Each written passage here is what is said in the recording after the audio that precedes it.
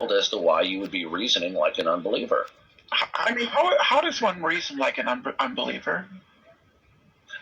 Where they take the existence of God as a hypothetical, because the Word of God, sure that's what the Word of God has declared, God has revealed that He exists. It's not a hypothetical. I believe God exists, and He has to exist necessarily in every possible world. That's what I believe. And if you're going to be an atheist, there's a Platonist, right, that starts in terms of epistemology somewhere. So, Wait, can I finish? David, so let me ask you this question. If you hypothesize a possible world where God doesn't exist, okay, but you said God exists in all possible worlds, so you would be hypothesizing an impossibility.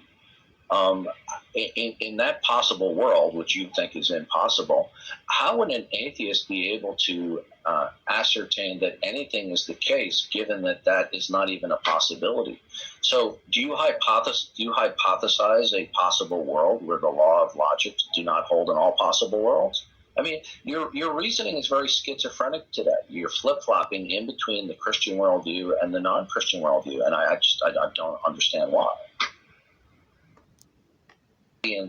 To Christ. So what you are doing here, David, is when you are reasoning as an unbeliever, you are not bringing every thought into the obedience of Christ. The Bible also says the beginning of wisdom is the fear of the Lord. So if your reasoning does not start and is founded upon the fear of the Lord as it is defined and described in the Bible, then you are uttering non-wisdom.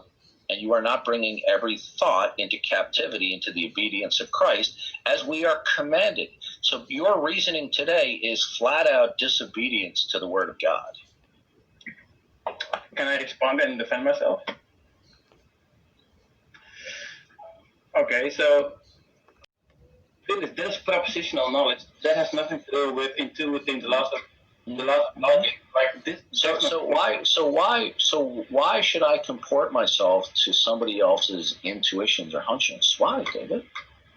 If you're going to have a conversation with a person, right, you want to look at it from both angles and not just. I must look at it now. Is that what the Word of God says?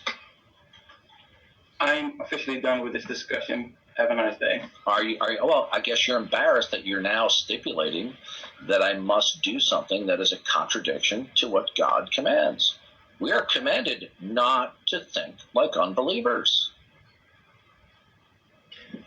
Okay, so yeah, where does this come from?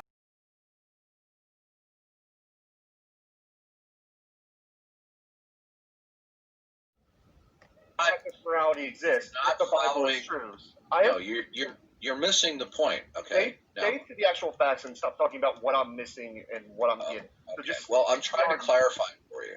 Okay. Yeah, I understand. You said the same thing over and over again.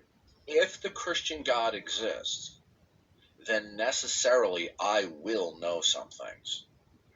But you can't prove that you actually know them. That's not the issue. But it is the issue. Because that is inherent. Okay.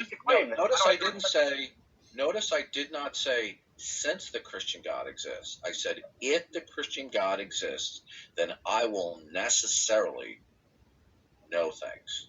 Okay, if. Well, that's so when you're saying, well, you haven't proved it. Well, what you're doing is you're simply repeating what I said. If when I say if means it's a possibility. It might not be a possibility. Okay, so you're just reaffirming what I've already stated. That's fine. Let's go to the next step.